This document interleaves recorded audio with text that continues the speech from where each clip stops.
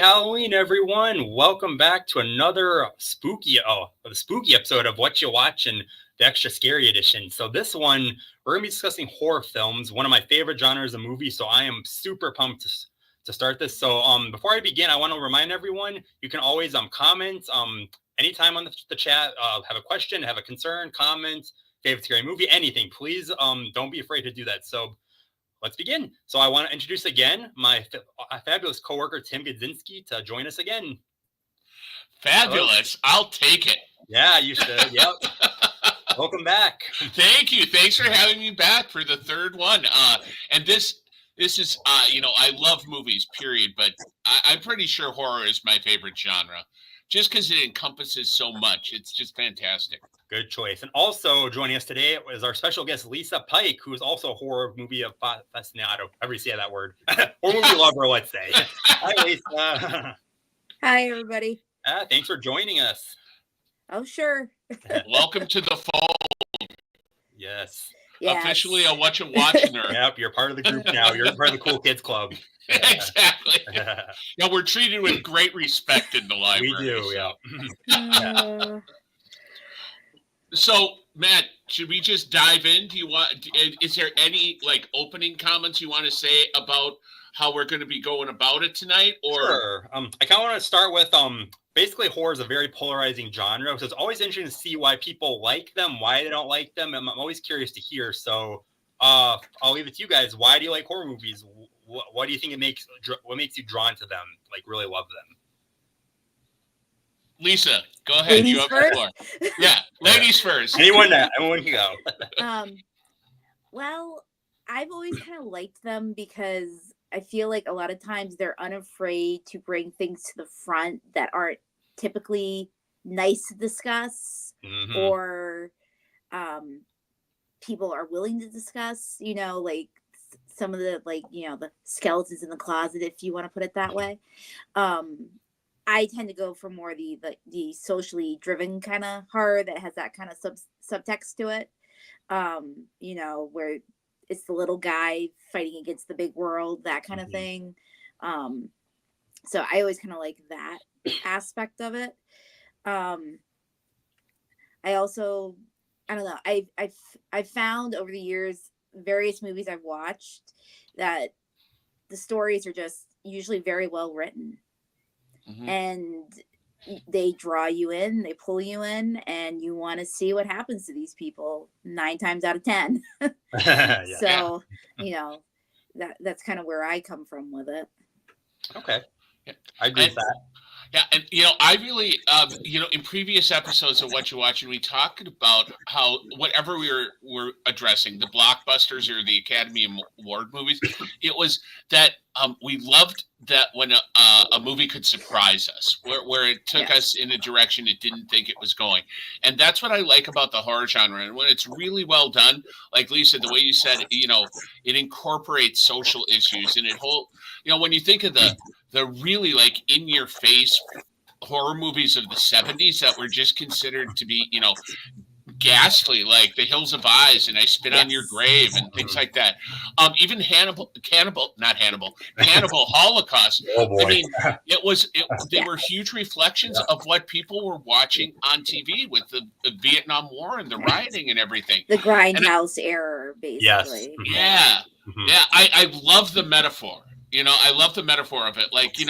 Anyone could do, and I don't want to sound insensitive, but a weepy movie about someone dealing with a death in the family. You could do about it straightforward, but when you go about it like they did with the Babadook, which I think is what that movie really was about. Very up. It makes you think about things on a whole different level, and that's what I like about the horror genre. It's such an expansive genre. Gotcha. Well, my experience is a little different. I was terrified of horror movies when I was growing up. I didn't watch any of them. I was too scared to be in the same room. But I kind of changed probably in my early years of college. I hated seeing them in theaters, and my friends wanted to go see The Conjuring 2 in theaters. I was like, I don't think so. With all those jump scares that's going to happen, magnified by the sounds in a theater in the darkness, I'm like, I can't do this. But they made me go, and I've been hooked ever since. I just sucked it up and I just kept going and more. I think the next one I saw was Hereditary. I believe. Okay, wow, That was an experience. that's a huge leap. The second horror movie you saw. Yeah. Or like in theaters, I would say, because I didn't go to theaters to watch them. Oh, but I mean, in theaters, that's a huge jump. It is. That's like setting a pool on fire and then jumping in. Yeah. So yep, I just kept going. I saw The Witch in theaters. I saw both The Quiet Places. All the older ones that I like more, I watched on DVD, obviously, in the comfort of my own home because I was scared at that point. But now I can definitely do it. But I just love, they're so unique, a lot of them. And I don't like boring movies. Like, I hate when it's like, come on, like, I know what's going to happen. And some movies are like that. I'll say that. But like the uniqueness, like how much scary they can get, what kind of story they can get with this horror, I just love it. So I've been hooked ever since. But, and now that you mention it, when I think about it, really, I liked horror movies before I knew what they were. When I was a really little kid, because my grandma, who was a great storyteller, would always tell me scary stories. Not like to put me, to get me to go to bed or anything. I just, like when I was 3 or 4, she was telling me these really ghoulish, spooky stories, and I loved it. And then when I was about 7 years old, the ceiling in my bedroom fell in on me. I didn't get hurt or anything, but I had it. They didn't fix it right away, so I slept on the couch. And as a result, I watched TV and late night TV, and there was always like the classic horror stuff getting played. And so I just, I'd play it quiet enough so I didn't wake anyone up, but I would stay up to like 1, 2 in the morning watching these movies, and it just like it became like the storytelling vehicle of choice for me. I love that. I couldn't have done that at that young of age. So good props to you. Well, I was gonna say, Matt, I came late to horror as well. Did you? Okay. Yeah, I never really had a love for it when I was younger necessarily. Like I might have done some of the more, I guess you could say, gateway horror, like Goosebumps, that kind of thing. I didn't get into true, horror until college as well. And it all started with me doing a production of Night of the Living Dead as a play. Okay. Oh, there you go. I had no idea that was a play. Neither did I, actually. Interesting. Yeah. But it makes sense. I mean, there you go. I can see where that would work really well. Where were you at when they did that? What school? Well, I'm originally from back east, New England. Yep. So very small little art school. We had a black box theater, and it was nice because the way it was set up, we could have actual zombies outside clawing at the windows. Oh, that's cool. Oh, that's awesome. So, I love that atmosphere. Yeah, for sure. Exactly. That is great. So, that's super cool. Cool. Well, thanks for sharing that, guys. So we're going to continue on. So basically, those who are watching, we're going to talk about 3 of the major genres of horror. We're going to talk about paranormal, psychological, and then slasher. So why don't we begin? All right. And I'll try and keep a timer on this loosely, but I make no promises that any of it is actually going to be. No worries. Yeah. I'm not that mean. All right. I know. So, all right, here we go. Number 1. Yes, The Shining. Okay, so I'm going to go off kind of classics here of these movies. We're going to talk about more modern stuff later, but we're going to kind of focus on like the core, what I believe are the core like 3 of each genre. So The Shining, this is my favorite horror movie. I think Kubrick did a fantastic job with the atmosphere, Jack Nicholson and Shelley Duvall's performances. Just like the dread throughout. I know, and this is, if you didn't know, this is based on a Stephen King novel, and Stephen King actually hated this version. He absolutely, I think he walked out of the theater, I think, something like that. I don't remember for sure. But they made a mini series version later in the 90s, and he loved that better because it was more faithful. But I don't get it. Like, this was just so good. So if this is the pinnacle of horror for me, in my opinion. This is your favorite horror movie, period, of all time? Yep, yeah. It is. I mean, it's a good one. I'm not arguing that. I love, and Lisa and I were kind of talking about this off air before you joined us in the studio. I love how it diverges from this story too. It does. I like that there are things that work and there are things that they just did differently. And that's, I don't know, that's the artistic process, isn't it? I mean, exactly. I've never seen a novel adapted for the screen that was like 100% exactly what the written word was. They just I don't know. I love this one too, and I love that there are like legitimately great acting performances, and then just classic horror stuff like the woman in the bathtub Ugh, so and the scary. creepy little girls. I mean, Oh. it's great, and him throwing the tennis ball is even scary Yeah. when he's Mhm. throwing it off the wall. And then when she discovers all work and no play makes Jack a dull boy on the on page after page, different paragraph. No, I agree. It's a great movie. I don't know. I'm not exactly sure what my favorite horror movie is. I mean, Hereditary is up there, but I mean, this is a classic. I agree. Lisa, what are your thoughts? I've always liked this movie as well. I think it's very well done. I, as I said, I like the, the social underlying, seedy underbelly types, things. And I very much see this, and this kind of goes in line with the book as well. The whole metaphor that, Jack Nicholson and everything that is happening to him and around him is basically, fighting the demon of alcoholism. At it, to put a finer point on it. Yeah. And just the way that it evolves the longer that he's in this hotel with his family, and the time slowly dwindles, and he slowly slips further and further into psychosis. And it's amazingly well done.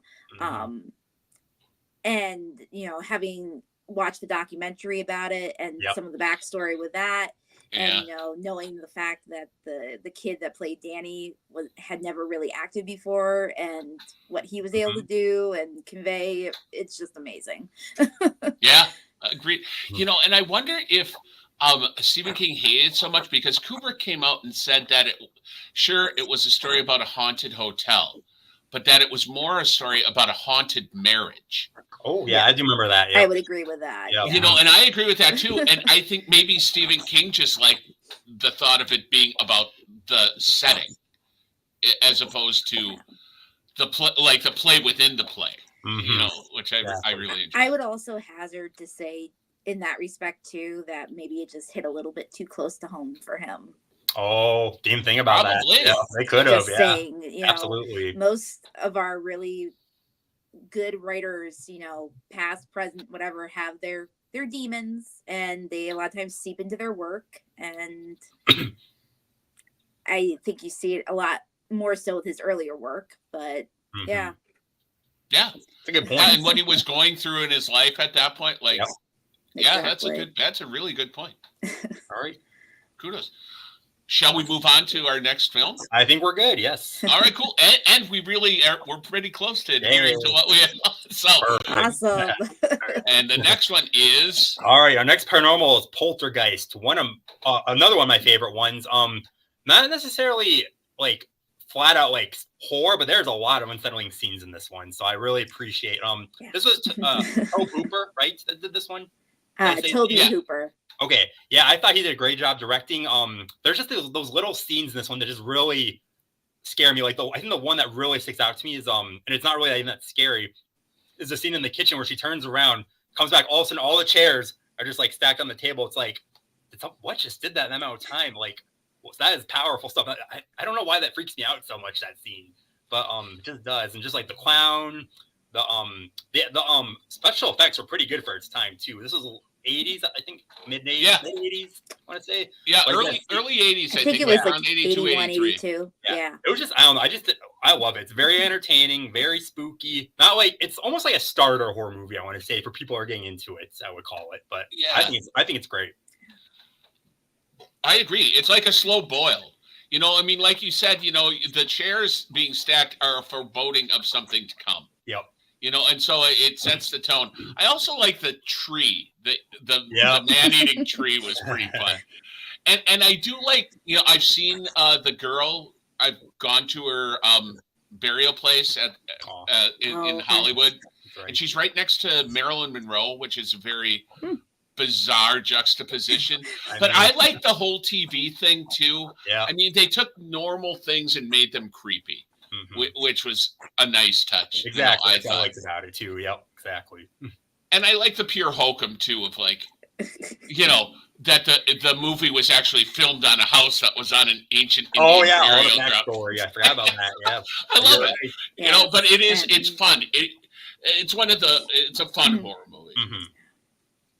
and also claimed to be one of the most cursed movies as well. Yep, I was just thinking With that. Yep. things that had happened either while making it or after the fact, Yeah. including the little girl and her fate, unfortunately, and the older sister as Yep, well. her too. Yep. I remember that. I like this in the effect of, like you said, Matt and Tim, like special effects are just awesome for the time. Mhm. I feel like it very much gives off Twilight Zone vibes, Mhm. at least in the beginning, as things are kind of amping up to slowly getting worse and worse, Mhm. especially with the television. Yep. Oh, for sure. I think there is nothing creepier than when Carol Ann says the line, they're here. Here. And the way that she says it, it's like, whoa, like what's going on? And then I would have to say, like the ultimate ending too, which I don't want to spoil it, but just that whole thing of how it culminates, it's like, holy moly. Yeah. Well, yeah, the casting was really good too, I would say. Like the person they cast as the medium was Zelda, yep. perfect. I You know, love I her, don't yeah. remember that actress's name. But Zelda Rubinstein, I think. Oh yeah, Yes. good call. Yeah. This is why you host the show. Yeah. And I we just remember her show because up. she voiced that she narrated that show Scariest Places on Earth. And that Oh, voice okay. scared me as a kid because that show was on TV and I'm like, oh my god, this voice is terrifying. Who is Oh, this? that's Yeah. funny. Did Yeah. not know Okay. that. Huh. Cool. She traumatized me as a kid. She's one of my nightmares. And I think the creepy clown still works. You know, not all the effects work that great, but the clown still works pretty well. Yeah. I think that scene where they like it's like almost looks angelic coming down the stairs in that light. That scene really stood out for me too. I don't know why, because you feel like you're gonna see something terrifying, and then that happens. That's like, oh, maybe this is not too bad. So I kind of like that. Like you're like, oh, this isn't too bad. Then it gets just worse. Yeah. But it just lulls you into believing it's not going to get that bad, and then it does. Yep, and I love that. Cool. All right, let's move on to the next one. All right. We are doing really well. Perfect. I would just like to congratulate all of us. All right, our final paranormal one is one of the most extreme horror movies of all time and most controversial. Because I think people were fainting in theaters when this was on. From what I heard, that when this was in theaters, The Exorcist. So very typical like possession movie, but just so unsettling with that white face popping up constantly, like randomly. Linda Blair's amazing performance, that makeup job, just so many scenes that are so terrifying and unsettling. I'm surprised some scenes even made it to get it. Was it rated R? I assume it was rated R. Okay, sure. good. Yeah. There's some scenes and I'm like, this made it past the R rating in that time. I was shocked. So I think there were other things that had to be cut. So yeah, exactly. even get I that. saw this Sorry. pretty late in my life, and I'm glad I did. If I saw this younger, I would have had nightmares for years. I would have gone to therapy, like, oh my god, why did I watch this? So definitely one of the more. This is not one I recommend for starters for horror people. Definitely no, absolutely not. But it's just so well done too, though. This was the first horror movie I saw in the theater when God. I was just a kid. I snuck into the Mikado because it was really easy. They never locked the back doors, and you could just sneak in. And I was terrified. And as a result, I didn't wind up in therapy, but I wound up in marketing. So it's pretty much the same thing. But no, I like, people always talk about the bigger stuff in the movie, like, the head spinning and the bed and the vomiting and everything. The most disturbing stuff was like when she turned into the priest's mother, on her deathbed. That, or early on when she walks into the party and makes a mess on the floor, and some of the other stuff like the crucifix scene. That's what I'm talking about. Yeah. I mean, that is fairly amazing, and I'm glad that the spider walk thing. And I don't think that's a real spoiler, but I'm glad that didn't make it into the movie because I probably would have run screaming had I seen that. Me too. Yeah, me too. But it's so well done. It is. And this was William Friedkin, right? Yes. That's the one that did what else did he do that was really popular? I can't remember for some reason. This was a horror movie, right? Yeah. Because he did the French Connection, I think. That's too. it. Yeah. Okay, Yes, that's right. That's right. Okay, Yeah. so kind of a big change for him to do that. Oh, compared to the French Connection, Directing sure. wise, like genres, yeah. But the pacing is very similar. Right? What's What that, was Lisa? that, Lisa? Versatile in his art, right? Oh, absolutely. I love it. Yeah. Have you guys read the book? I did. You know, the book is much more of like an existential treatise than it is an actual horror film, like a scary story. But you know, the pondering of the birth of evil and all that. It's good. It's nothing like the movie. I liked it. Yeah. It's been a long time since I read it. I was curious if you guys have read it or not. Yeah. I actually haven't read the book. Believe it or not, I saw this for the first time preparing for this. Did you? What'd you think? I thought it was pretty good for its time. Mm-hmm. I could definitely see the creepiness and the scare factor. Like if you were a parent and watching this and thinking about what if I was this mother and this was happening to my child? Yeah. Like, oh yeah. Yeah. Like, absolutely. Oh my God. Yeah, it was, I really actually quite enjoyed it. I was surprised because this is typically not my cup of tea for that I generally like to watch, but I thought it was really well done. I liked Father Karras, the actor that played, I think it's Jason Miller, I want to say. He was good. I thought that was very well done. And Max von Sydow, like the makeup on him was just amazing. It was. It made him look so much older than he was at the time. Oh yeah. Yeah, it did. Yeah. So. And Ellen Bernstein was really good too, I thought. Absolutely. Everyone was good. Linda Blair. Everyone was really good. Yeah. Much like The Shining. You know, they got actors. They got A-list actors to portray everything. And I think it's interesting. All three of the movies we've looked at so far have a child that stars or plays a major role in it. You're right. I didn't see that. I didn't notice that. I didn't notice it until right when it came out of my mouth. But the thing is, that's what, you get the right kid for something and they're just playing. I mean, they don't have any of the stuff built up like, it's not method acting. I mean, I guess all childhood play is method acting because you're totally invested when you're doing it and then it's done and you go have pizza, or ice cream or something. Yeah, exactly. Yeah. All so right. actually, Matt, I inserted another movie here, not because I was trying to go rogue, but I thought in our conversation that we decided to include it. If I'm wrong, we can just skip it, but it is paranormal and it's The Witch. Again, I saw this in theaters. It was getting a lot of good buzz. I didn't know what to expect going in. I thought it's probably one of my favorite recent horror movies, like recent. That was an experience to see in theaters. It was so. I'm a big atmosphere person, like dread atmosphere, like terror. I thrive on that horror movies, and this is just like whole movie is like that. You just like, what is going on? I feel so bad for this family. What is this witch? Like, what is going on? So I highly recommend, if anyone watching this is a good starter one that's not too scary, but it's just very atmospheric horror. So I recommend this one for sure for people that are kind of dipping their toes into the water of horror movies. Well, it's folk horror too, right? Yeah. In a lot, and it's also like a period piece. Like they're very historically accurate, about what life was like during that time and the isolation of everything.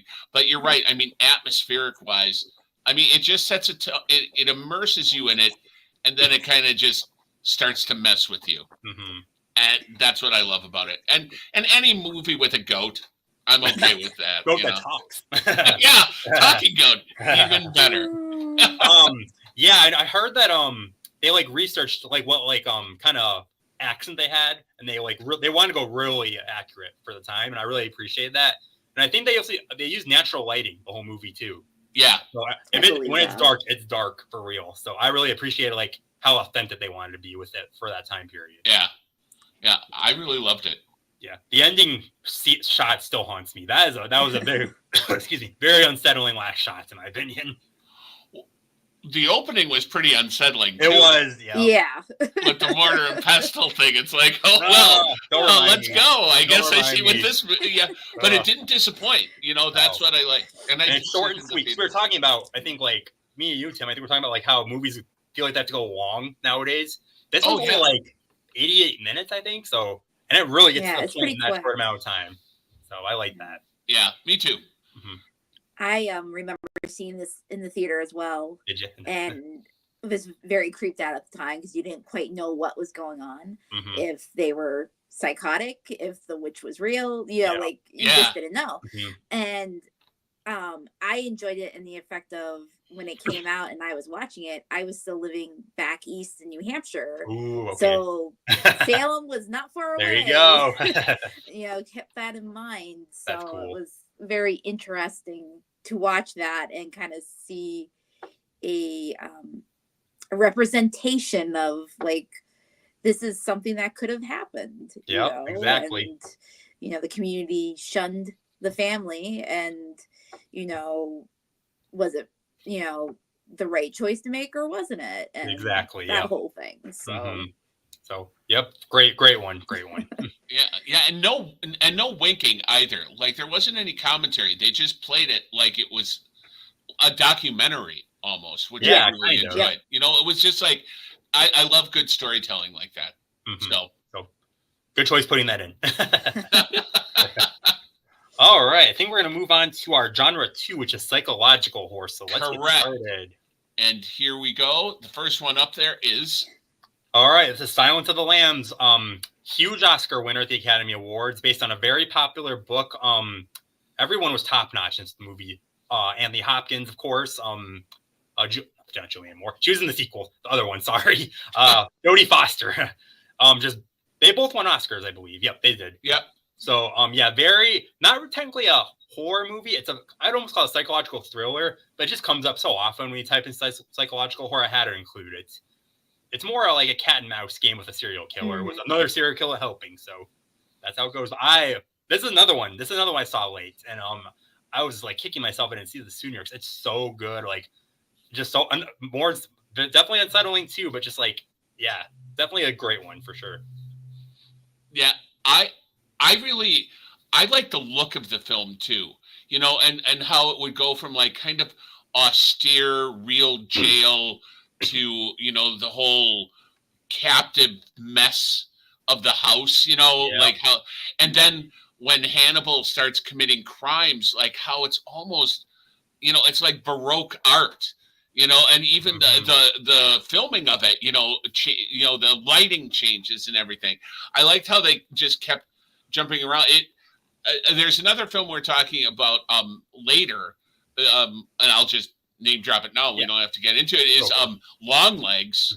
It had a very similar sensibility in that regard, of like keeping each portion distinct from until the end when everything gets put in a bowl. And what I love about this one is the guy who played Buffalo Bill is the guy who was the captain on Monk. I know. I realized Ted Levine, right? Yeah. Oh my God. Okay, Ted Levine. And he was so good in this movie that people thought that's how he was. They couldn't separate, and he had trouble getting work for like over a decade because he was too good at playing this messed up human. And I love that. Yep. Yeah, I had to laugh when I realized that. I rewatched it just so it'd be fresh in my mind, and I'm like, that guy looks really familiar. Where have I seen him? And I'm like, oh my God, talk about like a 180 character. Yeah. Oh yeah. Exactly. And what a mustache will do for you. Yeah, exactly. Like add a mustache. Now he's a nice guy. There you go. Yeah. Always works. But I also really enjoyed this film. I really liked Jodie Foster in it.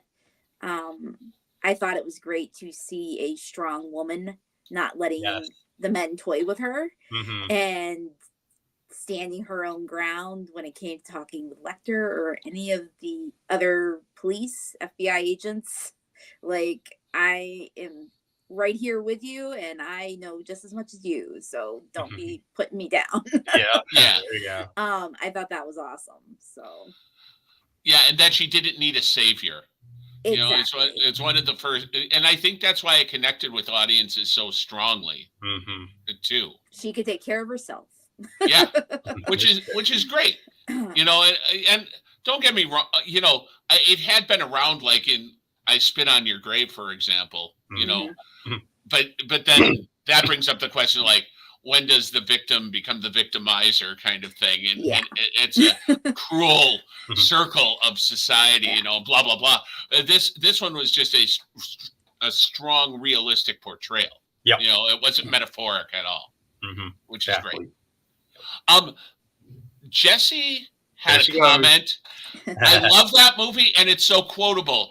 Baba Beans. Well, and you know, and think about like Anthony Hopkins and like how many different like phases of his career. You know, it's like he went from like doing some horror and like, do you remember Magic? Yes, I don't know. He played a ventriloquist who went crazy. Okay. And at first you don't know, is it a possessed dummy or is it... Gotcha. And it was crazy, as it turns out. Never heard of it. Spoiler alert. Sorry about that. That's fine. That's fine. But you know, he's gone through so many different phases in his career. And he's finally he's retired. He says he's not going to act anymore. Oh, no. Oh, that makes me sad now. Well, I didn't mean to make you sad. I'm sorry. He's such a great actor. Well, he has had a good run, so I'll let him. He's had a good run. That's the final word on Anthony Hopkins. Well done. All right, should we move on to the next? Yes. All right, cool. Ooh, okay. Next one is Misery. So another Stephen King novel. We see a pattern here. This one is Kathy Bates' performance in this one still scares me to this day. That scene where she reads the book and then confronts him at night in his bedroom, that pure rage, yelling. Oh my God. I can't even watch that scene anymore. It's scary. Yeah. But yeah, this one was great. The book was even worse. The book was so graphic and brutal. They really Disney-fied this one. In comparison, yeah. But I mean, I think there would have been problems bringing that kind of violence effects-wise when this movie was filmed too. Because this was 90s, right? Yeah. Okay. Yeah. Okay. Early 90s. Yep, that's what I thought. The hobbling scene is still pretty effective. I mean, it is, but in the book, it's worse. Oh yeah, so much worse. Yeah. Well, you know, and I was fortunate enough. This came out when I was living on the East Coast, and I had seen Kathy Bates a couple of years before when she was in Frankie and Johnny, the movie, romance movie that was made with Michelle Pfeiffer and Al Pacino. But the play is about two people that aren't Hollywood attractive, like Al Pacino and Michelle Pfeiffer. It's about like real kind of just frumpy, dumpy New Yorkers, you know, and Kathy Bates played the lead. She played the Michelle Pfeiffer role in the play. Cool. And she was so vulnerable and so like relatable, and your heart just broke with her trying to make this connection. And then the next thing I saw her in was Misery. Oh God. It was like there was nothing in between. Lovable to this just woman gone crazy. You know, and I thought it was great. She won an Academy Award for it, right? She won Best Actress. Yep. Yes. This role. She did. Yeah. Well deserved. Yeah. I like the Stephen King novels and adaptations where there isn't a giant spider at the end, you know, that is responsible for everything. So. I think I know what that was referenced to. Yeah. All right. So anything else to add, or can we move on? I'm a big fan of this movie as well. I also like James Caan's turn in it. Yes. I thought he did an amazing job. And yet again, I'm going to say a little bit of looking into Stephen King, you know, the tortured writer, basically. But literally tortured. Yeah. Yes. Yeah. For sure. Cool. All right. Next one is... All right, our last psychological horror is one of the most infamous ones, The Sixth Sense. M. Night Shyamalan, known for his big twists. The twist in this definitely surprised me. I was not expecting it. Well, yeah. So yeah, this one, again, it's not really like all out horror, but there's a lot of unsettling scenes in it too, and very, very good acting and emotional moments. Like, for example, for scariness, obviously Misha Barton's ghost bombing it up right beside him under the covers, and then the emotional scene is finally him telling his mom like what's going on, and like her like reaction, and him telling her about her mom, what she said. I thought that was great. So very good blend of like very good emotional drama and scariness, I would say. Well, and what I liked, I agree with that completely. What I also really liked is when you go and watch it a second time, it's so obvious. It is. Yeah. No, but the first time you watch it, you're not watching for all the breadcrumbs that are being left for you throughout the whole thing. And then watching it's like the second time it's like, how did I not see that? But I think that's what's so great about the filmmaking is it didn't give you too much time to try and figure it out on your own. And I will ruin a lot of movies for myself figuring out the ending before we get there. But not this one. I mean, it just took me along with the story. And this was his first, at least, big picture, right? Shyamalan's? Was this 99? I believe so. Because the Breakable came out 2000. Yeah, it was, this might have been his first big one, yeah. I could be wrong, this, but he did I don't Signs, I want to say, with the aliens. Signs? Or was it The Village? Those came out in 04, early 2000s. Those came out. The Village was definitely after this one. Yeah. Well, that's what I'm saying. Yeah. Oh, gotcha. I'm pretty sure this was the first. This was the first one, I believe. That he got known for, anyways. For sure. Yeah, I remember when I initially saw this. I think I was in high school, if I'm getting the year right, and I think I had to watch it like a second time almost instantly because I'm like, how did I miss this? Yeah, but I really liked it. Like after I saw this, I was like, I couldn't wait for him to do his next movie. And me too. Same. The next few after this, I enjoyed, and then it depended after that. I had a slump in the middle, and then it got a little bit better. Yeah, he's very inconsistent, which unfortunately, but that's kind of okay. I think we kind of like someone comes along and does something that's like really, really good. And we expect them to always live up to that high watermark. And it's really hard. There are very few directors that didn't have some clunkers between, big successes. So I forgive him because he's always trying, even if the movie's not good, he's trying to do something original. He is, that's true. And I won't always go see something in a theater. Like I didn't see Signs in the theater, and when I did see it, it made me mad because it's like water. Your weapon is water. Why did they come to Earth? That makes no sense. Exactly. Jesse commented that I see dead people. I don't know if she's talking about what's going on at your house right now, Matt. Well, who knows? And she also said that she loves Haley Joel Osment acting, and he was really good. Another child star. Yeah, I've been looking at the list. Most of the movies that we've looked at so far have a kid right up front. They do.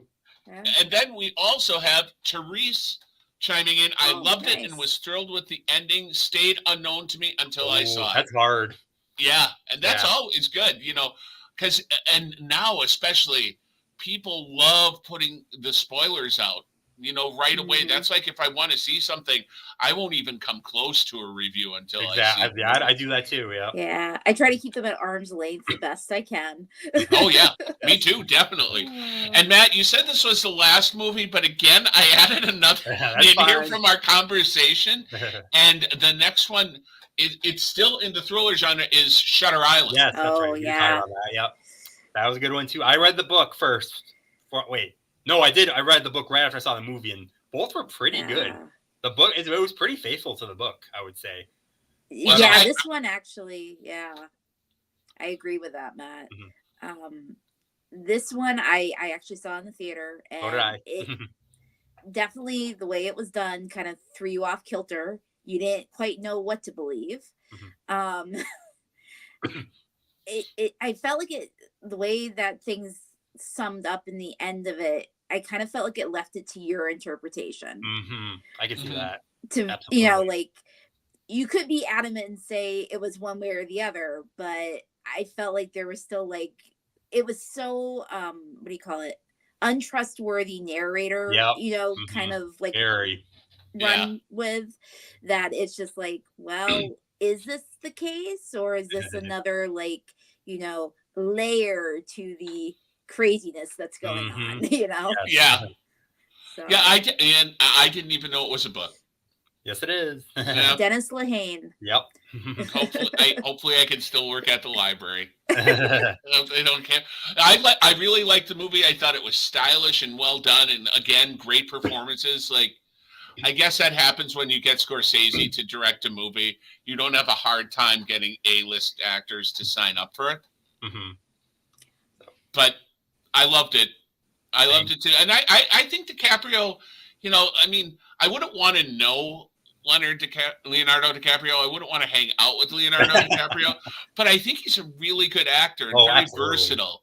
Like like Gilbert Grape, I really thought that he was, had a handicap. I didn't have any idea that he was just a kid actor. Had I turned into The Facts of Life, he was on The Facts of Life, right? Wasn't he? With him and George Clooney, go figure. Yeah. So bizarre. So, no, but this is another good one. And it's not, I don't know if it's a horror movie in the traditional sense, but it's like the horror of losing your sanity. Yeah, I can see that. Exactly. And so. Very much psychological. Yeah. Very, very. Yep. All right, we'll move on to our slash genre, which is slashers. Yeah, a little different from psychological. Yeah. And right away, a knife comes out. So, one of the most famous ones of all time, Halloween, Michael Myers. This probably changed the game when it came out. I saw this I think, early middle school, I want to say. Wow. Yeah, I know. Something like that. I can't tell, but yeah, I was very impressed with it. It's very, again, atmospheric. Like, where is he? Where's Michael? Is he human even? Why is he not dying? Like, why does he keep getting up? So just very unnerving. So one of the best ones in the slasher genre, in my opinion. Oh, well, yeah, and it set the trend. Now, a little bit of trivia. I'm sure one of the two of you knows this. Michael Myers, the mask he wears. Oh yeah, I know. Yeah. Shatner. Whose face is it? William Shatner. Yep. Captain T. Kirk. Yeah. I love that they asked him, would you do a death mask? And he's like, sure. Captain James T. Kirk. Yeah. Sounds like him. Yeah. Oh, yeah, for sure. Oh, speaking of Captain Kirk, the movie he did before Star Trek, that's in Esperanto. Have you heard about that? I haven't. No. Do you know what Esperanto is? No. It's a language that they tried to do. Yeah, it was a language that was supposed to combine blended. all languages to be universal or a global language. I have not heard this. Yeah. I can't remember the name of it. It's kind of like Equus, but that's not right.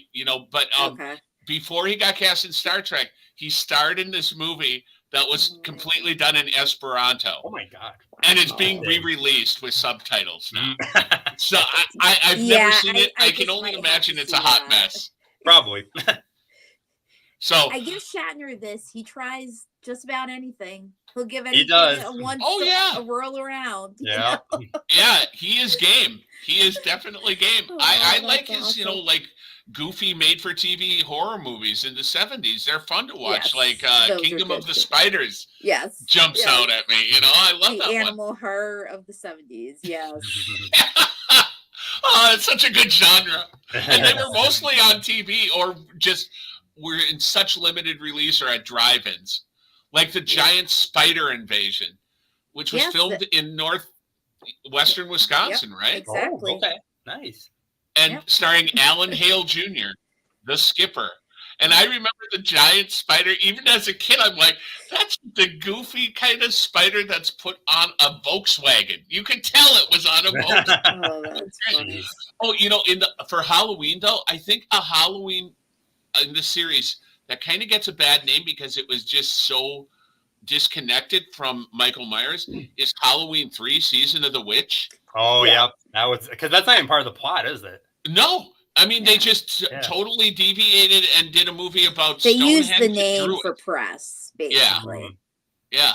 I remember hearing about it. I'm like, that's weird. That's so interesting why they did that. But even John Carpenter said at least they were trying to, put a new spin onto the name of the series to like extend the series in a way that wasn't just the same movie over and over again. So, and I just watched They Live last night, by the way, just on the John Carpenter thing. Okay. Yes. That is such a fun movie. Yeah. It is, Rowdy Piper. Yeah. Rowdy Piper.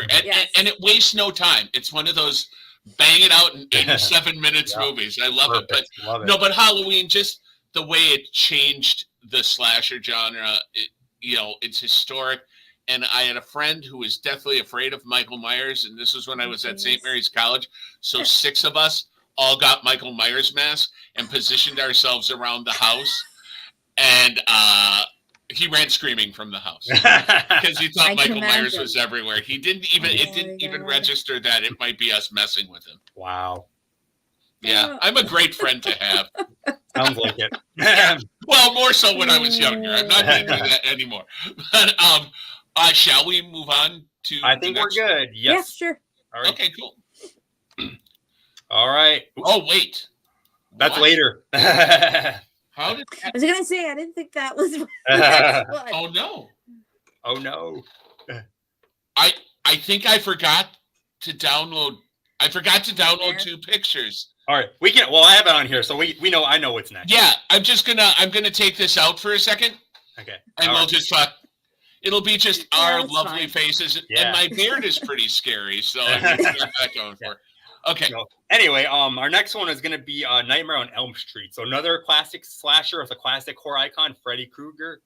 Ever say it? Krueger, I think. Yeah. I think Krueger. Oh, with the creepy gloves. Yeah, this one I saw pretty in high school too. I think I saw it. I was on a slasher kick for some reason in high school. I don't know why. But yeah, this one where you can, if you dream, you die. I love the concept. I thought it was very spooky. Not like overly scary. I'm not really afraid of slashers. They don't scare me. But like I said, it's atmosphere. And the atmosphere, like the idea that you can dream, and if you dream and you fall asleep, you're going to die. I thought that was terrifying, in my opinion. So, I like yeah.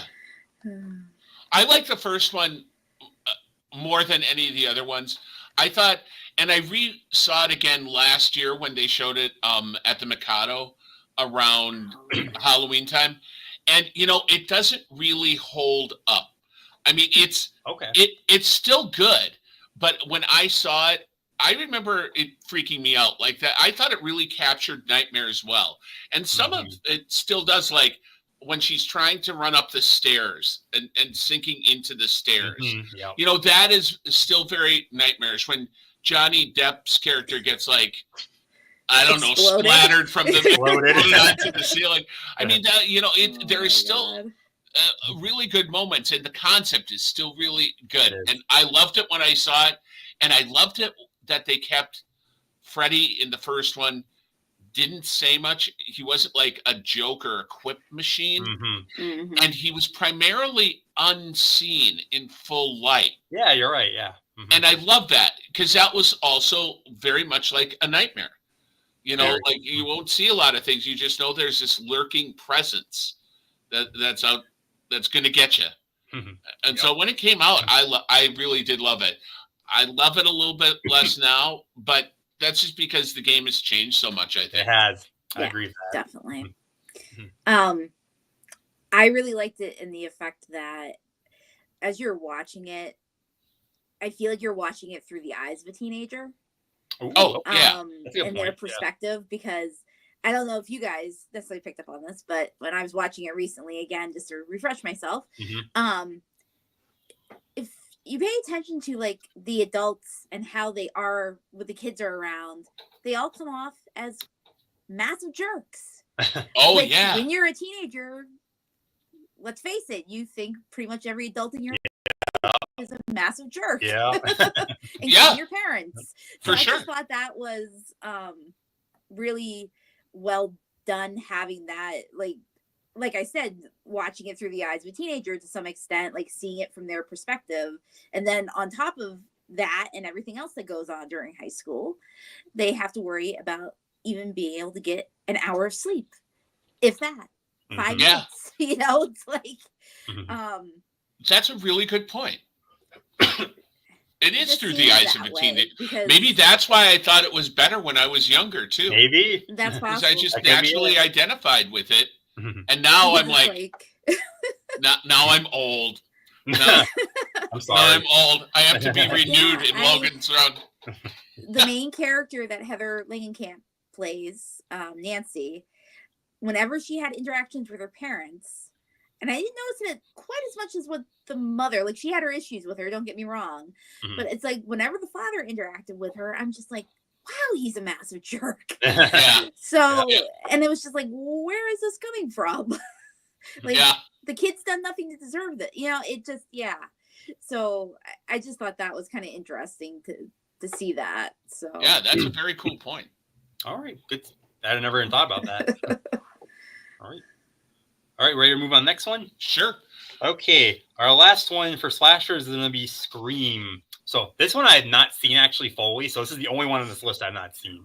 But obviously, big game changer again for late 90s slashers of Ghostface. You see it every Halloween. Someone is going to dress as Ghostface. A lot of big names in it that are going to do great things. So I got to watch it soon, though. I didn't have time to watch it before. But yeah, I assume you guys have seen it, though. I saw it in the theater. I mean, I think I've seen pretty much everything that we're talking about in the entire program. I've seen it in the theater. What was the name of the guy who was the killer? I mean, I don't feel bad about spoiling it. I don't remember. Billy, I think. But the actor's name. He was in SLC Punk. He's a good. He played Shaggy in. Matthew Lillard. Matthew Lillard. Yeah, Matthew. Yeah. Sorry. He was. He's not even on the poster. Had I uploaded it, you could see that, but he's not on the poster even. So the person who, like Wes Craven, does like to bend genres a lot. He does. And just do little things to mess with you. So like the killer isn't even mentioned on the poster, whereas Drew Barrymore, it looks like she's going to be the star of it, and she's gone in the first 3-4 minutes of the movie. Yeah, exactly. And it's a well-told story. It's clever, it's funny, it keeps you on the edge of your seat, and it's become iconic. To make fun of itself. Yeah, exactly. Yeah, that's what I've heard. Yes. Like the Jamie Kennedy character that goes through the How to Survive a horror movies. Oh yeah. and then his career became a horror story. And where is Jamie Kennedy now? I don't know. I saw him after Son of the Mask. I think he just quit. Well, that would be a good reason to quit. Because he was, I forgot how good he actually was. Like with that monologue in this one, and it was kind of a one take too. Okay. And the stuff that he outlines is so true too. Yeah. If you watch any movie, like you could sit there and make a game of it. Seriously.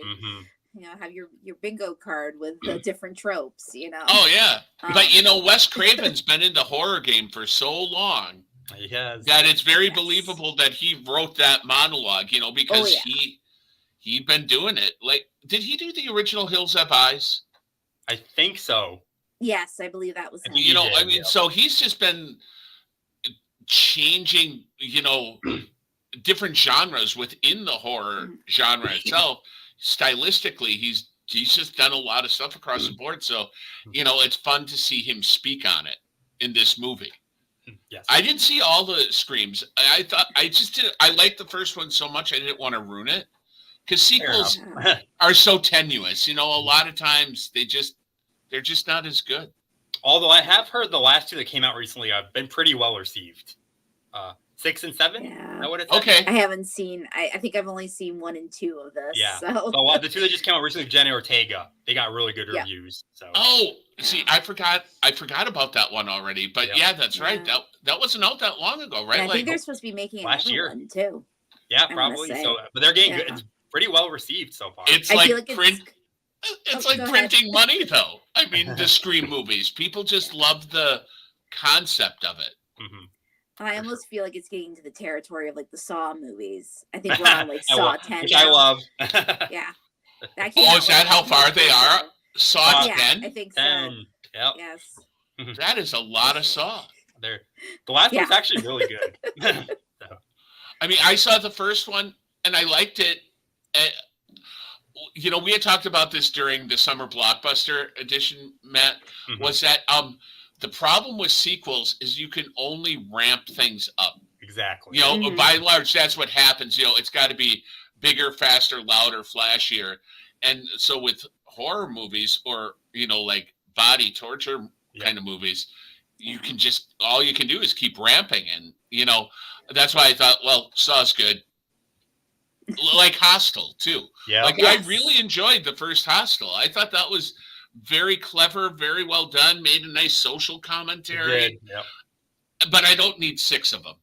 Exactly. I'd rather have Agreed. people come up with original ideas. And that's what I like about A24 as a studio, Yep. because they keep cranking that. out different perspectives. So Yep. I'll get off my soapbox now. All right. I gently step All off. right. Are we ready to move on then? Yeah. Sure. And we're moving now. Now we'll be moving on to the worst horror movies. Yeah, we're going for. So I think we each picked one, I believe. Yep, we did. Yeah. And All right. I kind of ruined it a little Yeah, bit that's by fine. forgetting, but I believe This is the mine. box. That So- is you. This I saw the trail. I don't remember what movie I was seeing. I saw this in the trailer for this in the movie theater. I'm like, oh, this looks interesting. Got it on Netflix when they had their mail-in envelope still. Sure. Watched it. I'm like, what just happened? What did I just watch? I didn't get it. It's just it was very convoluted. They had like little background stuff that was supposed to be spooky. Didn't work. I did not like it at all. The trailer lied to me. I thought it'd be cool, and it was just not. It was very weird. I'm pretty. I try to find something good in every movie I watch, even horror. This one I can't say anything good about it. So this was definitely my worst. I'd say it's just too weird. Well, and have you seen this, Lisa? Yes, I have. It is kind of out there. well, and it's just you know, correct me if I'm wrong. It's been a while since I've seen it, and since it was on the worst list, I didn't feel compelled to try and see it. Yeah. But Good this choice. is like if you open the box, you get like $1 million, but someone in the world dies. Yeah, if you like press the button on top. And Yeah, that's what it is. Yeah. That's kind of the Like general It's almost plot. like It the just goes into a monkey's weird paw. like. What's that, Lisa? Oh, I'm sorry, Matt. Go What did you- ahead. Oh, I was gonna say, yeah, then it went to like a weird convoluted story with like Frank Langella's character. Yeah. It was like, what is going on? To me, it should have been a 5-minute movie.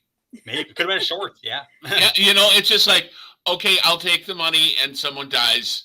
I'm not going to know them. It's somewhere in the world. The world is an awfully big place. Okay, I'll do it. Give me my money. Credits roll. Tim is happy. Yeah. And I end of feel story. like they were trying to do a play on the monkey's paw. That Yeah. story, Okay, that makes but sense. it was very faulty the way they did it. Mhm. It did not come across very well. Give me the monkey's paw any day of the week. Yeah. I think that's a great story. I've never But seen a really good that's really adaptation. what I got that they were trying to do with this, and it Okay. utterly failed, in my opinion. They just Alright. took the K out, and it's the money's paw. Yep. Really, yeah.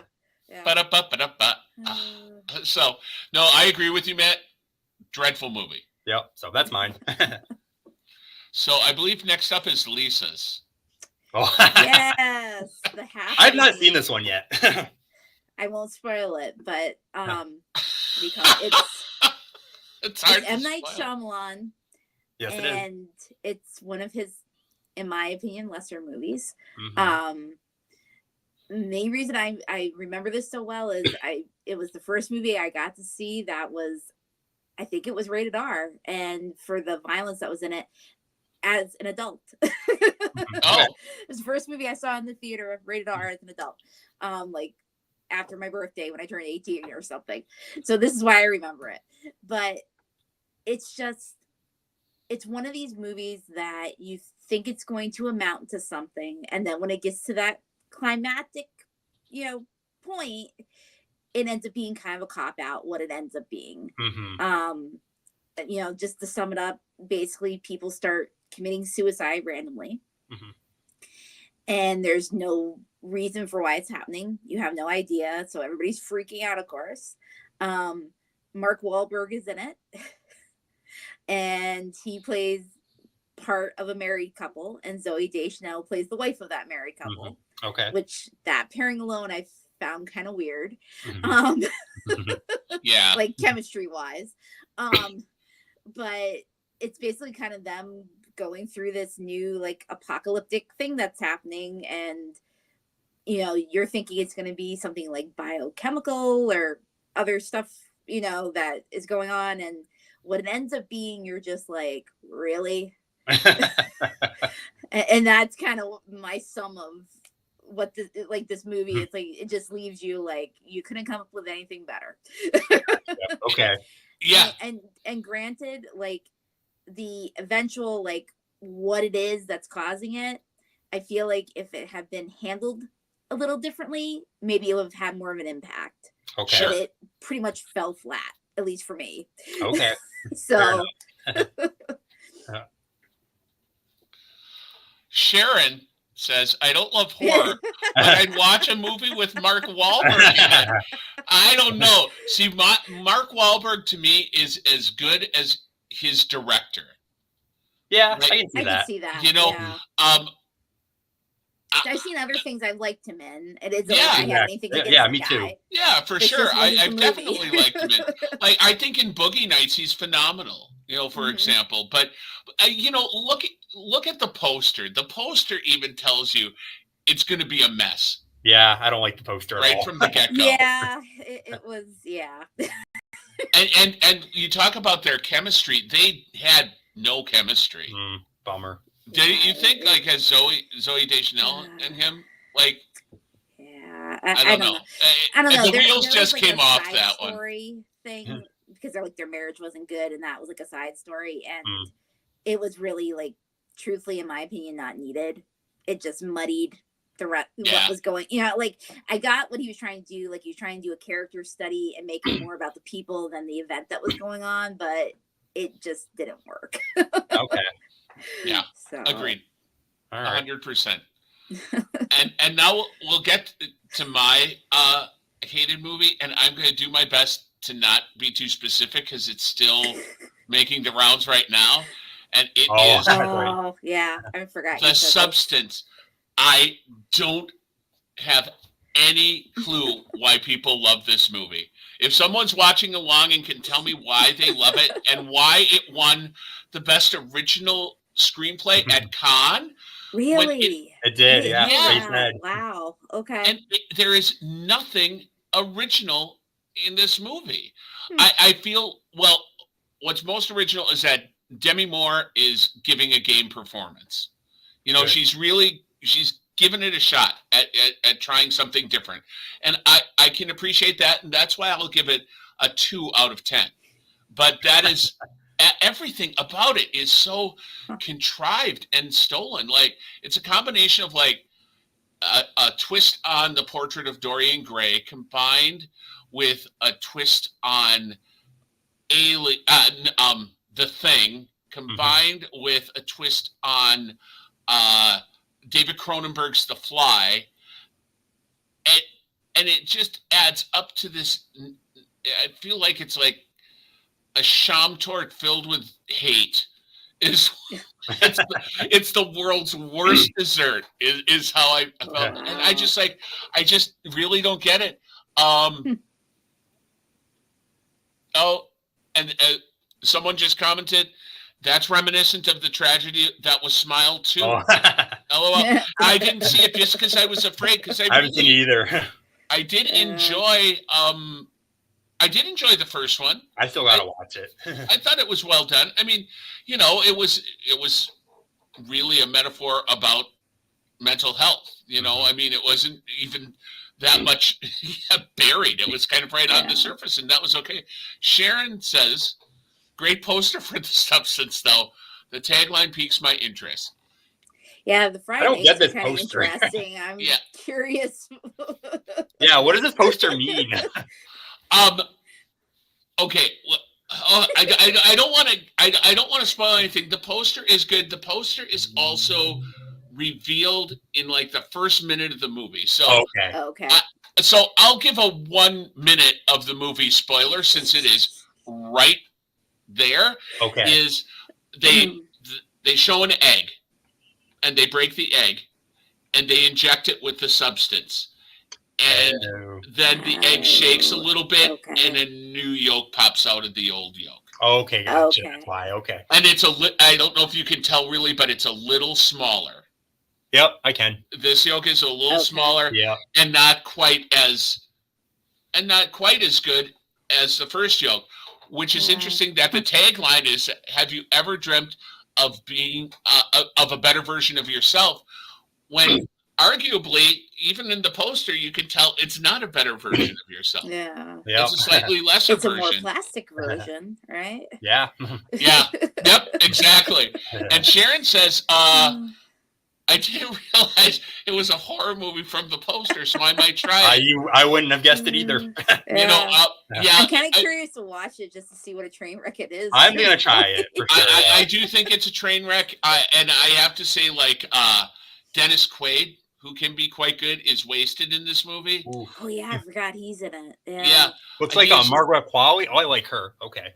You know, I've liked all the stars of this movie in other things. Like I thought she was great in Once Upon a Time in Hollywood in a relatively small role. I thought she was great, you know, and I've seen her work before and liked it. It's just this was just so pretentious and just screaming, "Look how original I am," when none of it is original. It's like someone screaming they're pretty over and over again. Like, and then Jade had to say, Smile 1 was amazing. Smile 2 was met, aside from the Naomi Scott being a solid actress. Naomi Scott, I like her. Yep. I mean, yeah, beware sequels. I think that's my credo. So that is my awful movie. Maybe it's because it's, you know, one that is fresh in my mind, and I've been, with it being Shocktober, I've been watching a lot of horror, and this one was the biggest letdown. But I've said all I can without giving the plot of the movie away. We'll see it eventually. We understand. Yeah, don't wait till it comes out on a cheaper format. Like when it comes to the library, I'll get rent it. Yeah, just check it out. Don't pay to see it. Okay, I will. All right, so Matt, are we moving on to like rapid fire on what's just recently come out or is coming out? We're just kind of briefly like go through, like, we're not going to go into a big discussion, but like kind of like what's new in horror, like what's coming up. So do you have any posters for these, Tim? I do. Okay, I just forgot the 2 posters. I am an embarrassment to myself. Okay, so you can go ahead. I feel bad. But so this is the one I think a lot of people are the most excited for. If you're not aware, this is one of a very old horror movie from the 20s. I want to say, yeah. Yep. And it's like one of the first vampire films, and it was silent. It's silent. Yep. Very scary. Even I still get scared by it. The main vampire guy, I don't remember the actor's name. Max Schreck. That's it. Yep. Yes. His look is just like, ugh. Yeah. So they're remaking it, and by the guy that did The Witch. So. Yep. So I'm really very excited to see this. I love the original. The original. I love that era of German expressionistic horror, like that, and the Cabinet of Dr. Caligari and Metropolis and things like that. Yes.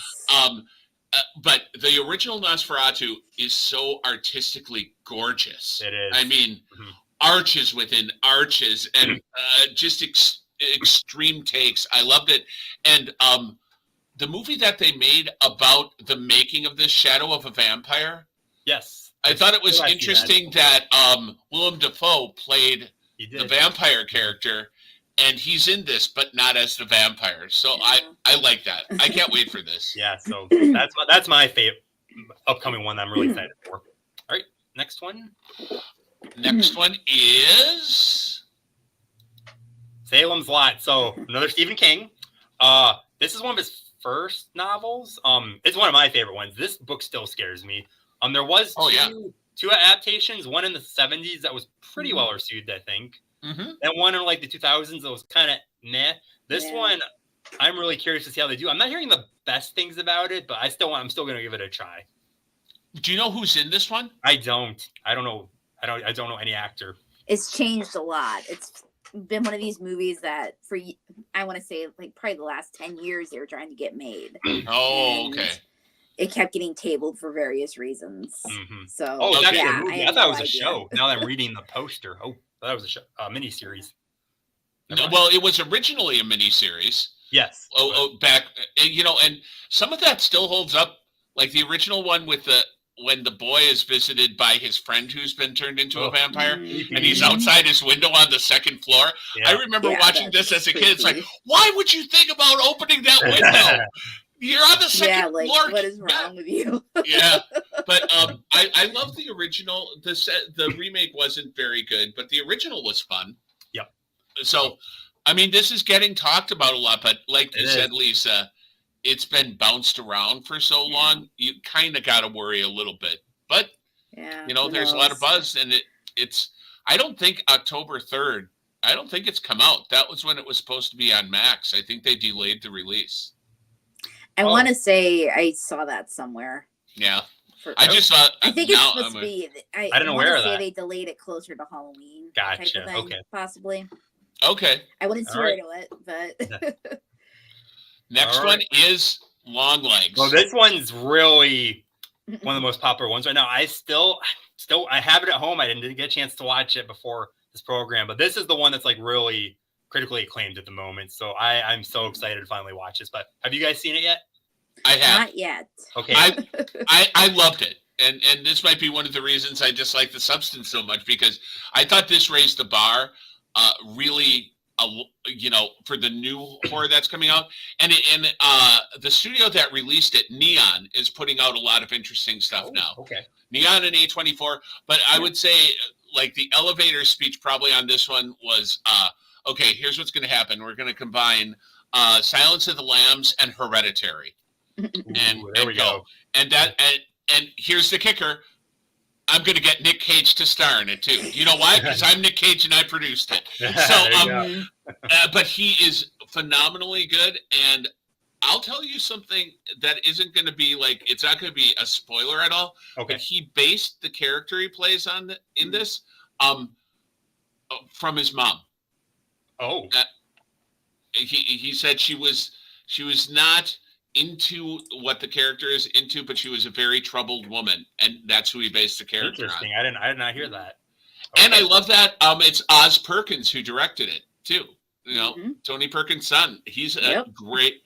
He did The Black Coat's Daughter too, which is one of my favorite. Like, not seen enough of the horror genre.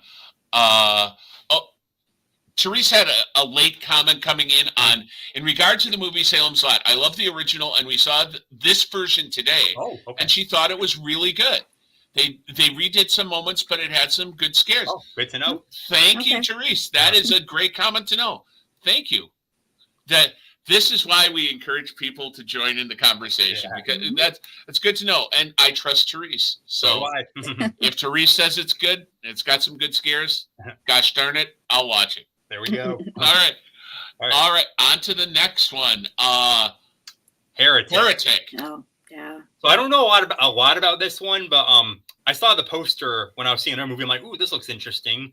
So I looked it up, and it's Hugh Grant. Hugh Grant's been doing everything too. Like William Shatner, he tries everything once. Yeah, exactly.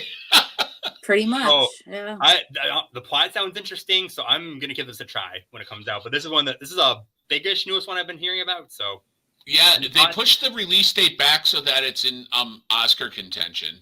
I know that. Oh, okay. Really? Because Hugh Grant is supposed to be phenomenally good. The basics I know about it is that it's about two girls that are missionaries, and they're constantly, people slamming doors in their faces. This is what I got from seeing the preview. Yeah. And then they get to Hugh Grant's house, and he invites them in, and I guess puts their faith to the test. I think is what he looked really good and really creepy.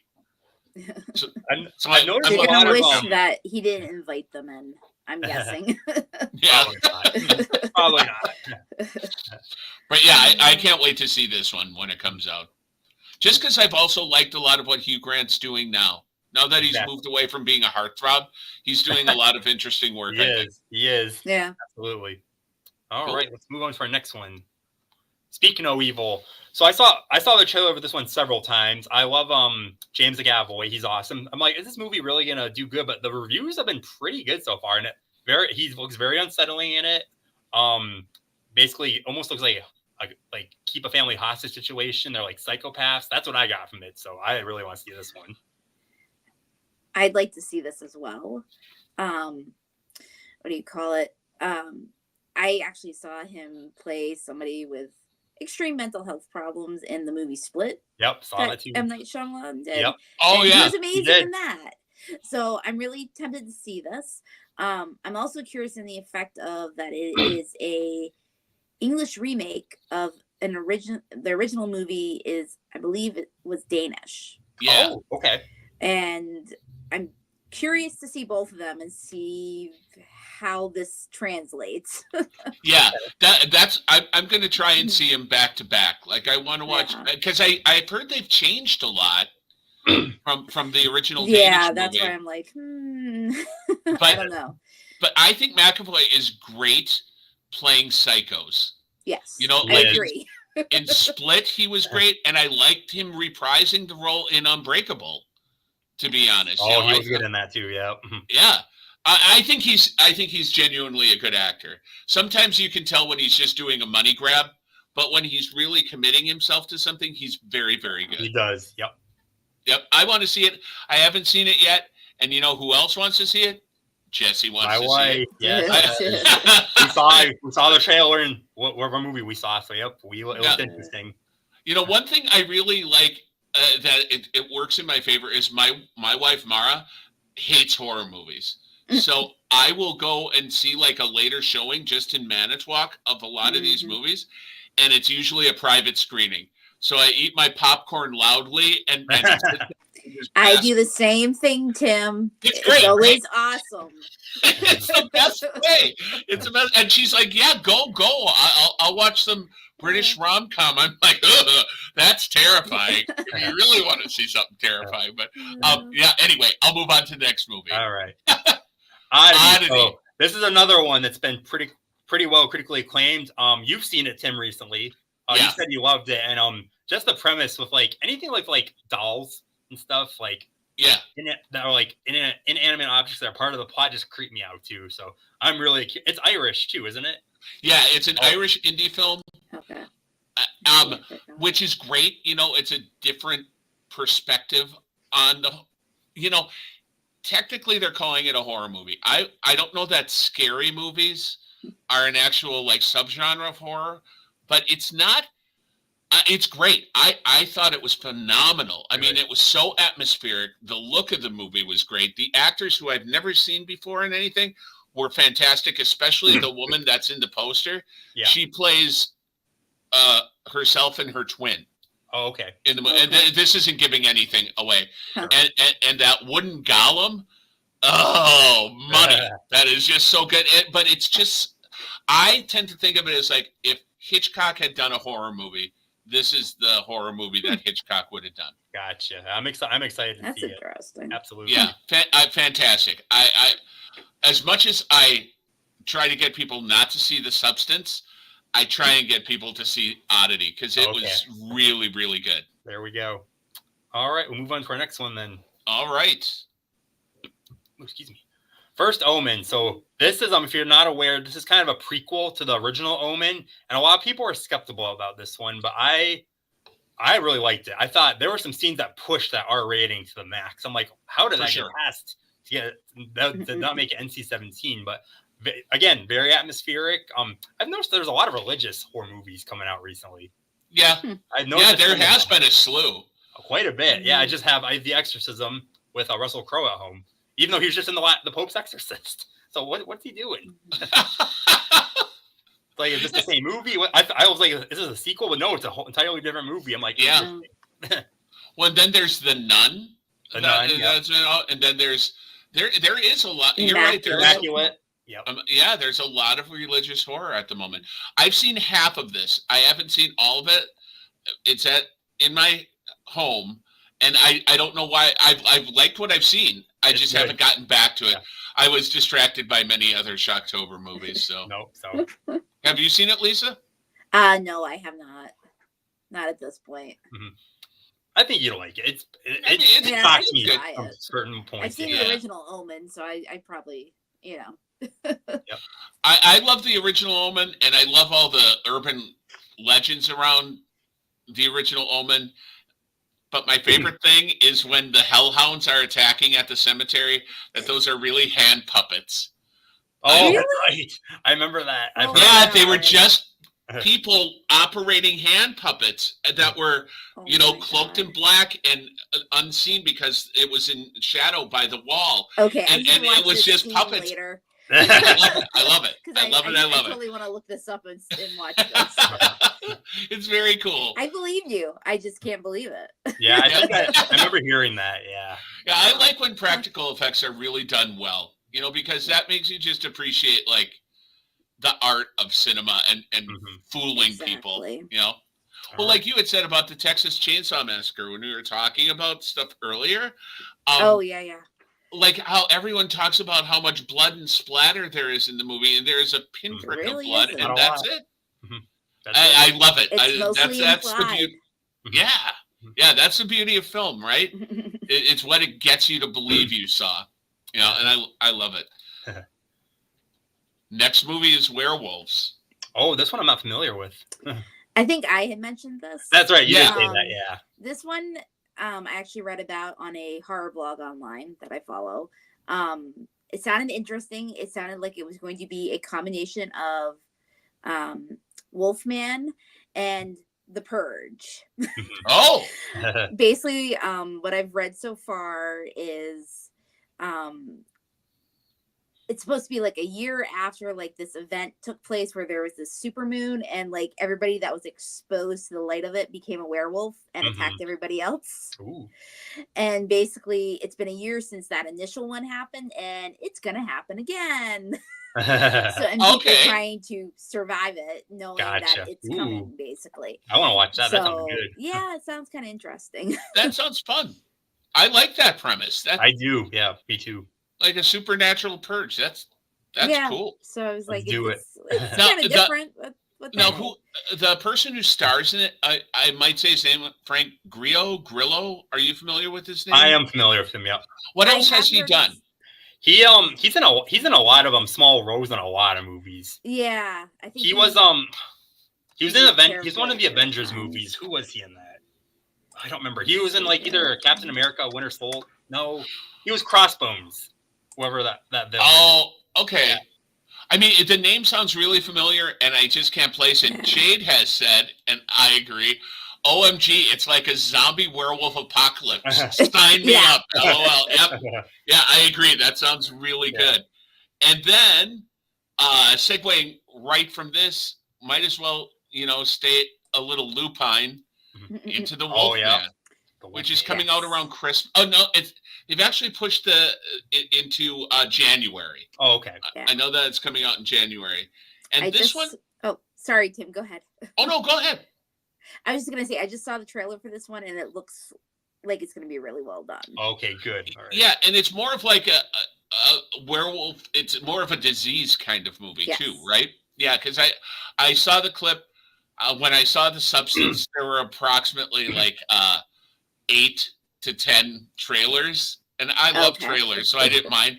But this was like towards the end of it when my attention was waning just a little bit, but I thought it looked good. And Jade said earlier, and I saved this until it came, have you seen the ad for Wolfman? It looks so interesting, and it's supposed to come out next year, all about werewolves and being trapped in a cabin. Yep. Perfect. I mean, that's really all you need. That is all you need, yep. And I want to say it was the same director that did Invisible Man with Elizabeth Moss. Leslie, yeah. Huh. Cool. Okay. So I like him. It's got good like bona fides. the new, they're kind of doing this resurgence of the classic monsters. So Invisible Man. Now they're doing the Wolf Man. I'm guessing Frankenstein will be coming. Okay. It's kind of like their new modern take on it, basically. Okay. Well, I mean that's okay. That's not like oh yeah. that is original thought. It's not like just doing a sequel to something that you're trying exactly. to. Yeah. Yeah. And Jade is, as you may expect, very excited for the Wolf. There you go. I couldn't have told that from her previous comment on the movie, but yeah, I'm looking forward to this one too. Yep. When Chad Lewis was here, we had him on MPL Insider, and I don't know how our conversation turned to this, but me and Chad and Emily were quizzing each other on what would you rather be, a vampire or a wolfman, and I definitely would want to be a vampire. I have no problems, and my wife thinks I'm a little mental because I've been saying it for at least several decades, and Chad's like, I'd rather be a wolfman, because he's like, you just kind of, get to transform into something, but you go back to being a human. You don't have to worry about immortality. And, he's like, vampires are always killing people. And I'm like, well, with a wolfman, you occasionally do disembowel human beings. Yeah. And he was like, okay, I guess you're right. But I'm sorry. Next movie is Strange Darling. Yeah, so one of my other coworkers, Lisa D, who was on last What You Watch, and she saw this one. It's kind of like a murder mystery almost, but it's like she said it's very interesting. It's like non-linear, so it's a very interesting telling of it. So that's all I know really about this one.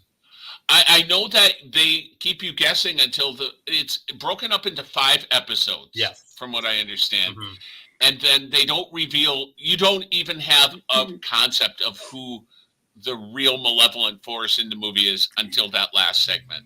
I kind of got vibes of like The Most Dangerous Game when I had seen clips of this a little bit.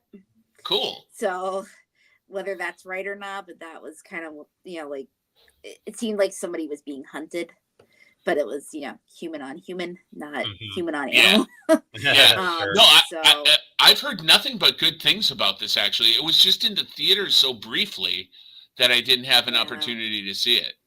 But yeah, I definitely want to see this. It looks very interesting. Yep, same here. And then this is our last one. Yeah, I've heard of this one. I don't know what it's about, though.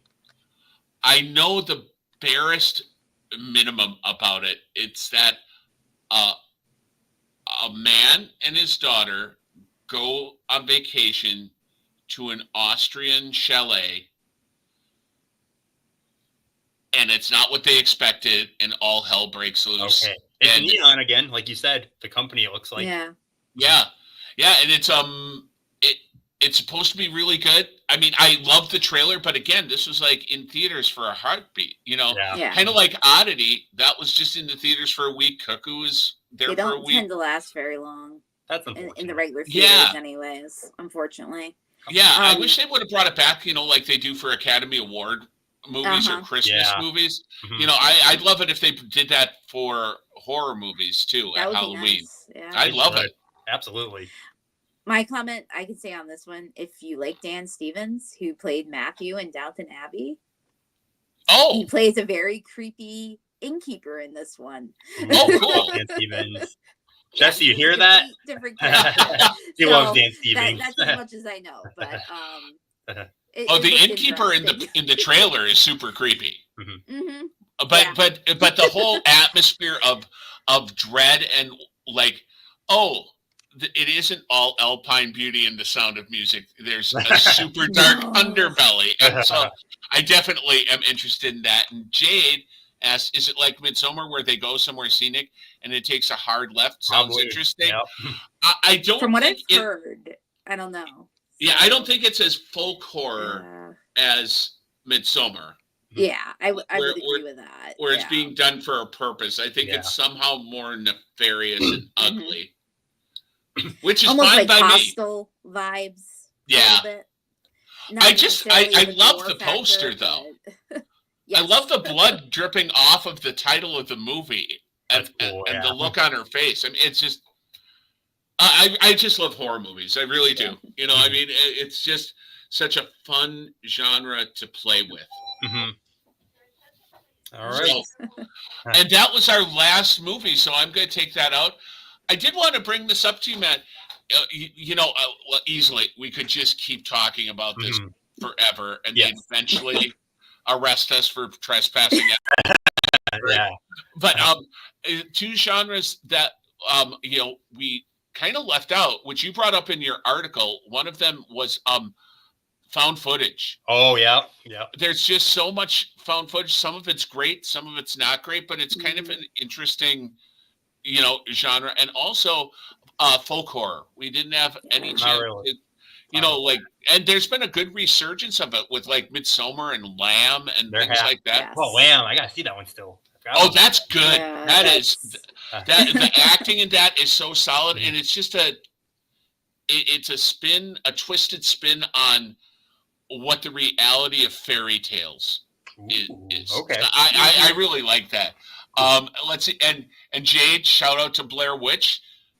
There is so much potential for folk horror. There is.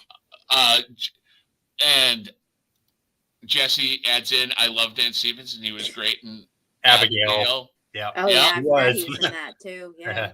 He was. And Blair Witch, you brought up, Lisa, how when you were in New England and you saw The Witch, how it was freaky.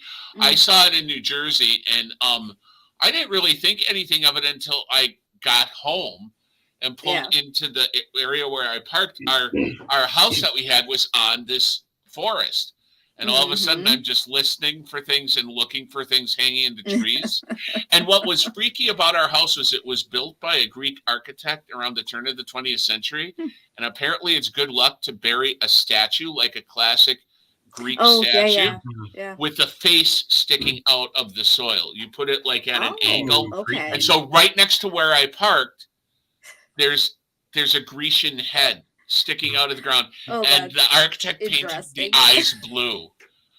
And so I'm like, okay, now the Blair Witch Project is catching up with me, but it was wild. That's funny. Cool. And Jade is hoping for a Bigfoot movie. Please, I'd love that. A good one, anyways. A good one, yeah. No, like sci-fi original movies that deal with that. No. Or if they did a movie about the filming of the famous Bigfoot wandering by the creek. Patterson Gimlin. Ooh, that'd be cool. Yeah. I mean, something about was it real? Was it? I dabble in cryptozoology too. Well, but you hear Kubrick was behind that. That's part of the urban legend of it. Is like, and the moon landing, and Well, sure, everything. He did it all. He did it all. Well, Matt, I think we probably have to wrap up. We're half hour over. Yep, that's fine. Which I knew we were gonna. Happen. Yeah. But thank you for inviting me to do this again. Absolutely. It was fun just blabbing about horror movies with you. Yep. So and Lisa, thanks for joining us as well. We really appreciate your input and opinions. Yeah, it was fun. It's always good to get together with people that are passionate about the movies they like. Exactly. I love it. Cool. So, shall I play us out, Matt? All right. Yep. I just want to say thanks for watching, everyone. Thanks for the comments that commented. Have a great Halloween night, and we will see you next time for the next What You Watching. Thanks for watching. Bye. Bye. Have a great night. Thanks, Matt. Yeah. Bye-bye, guys.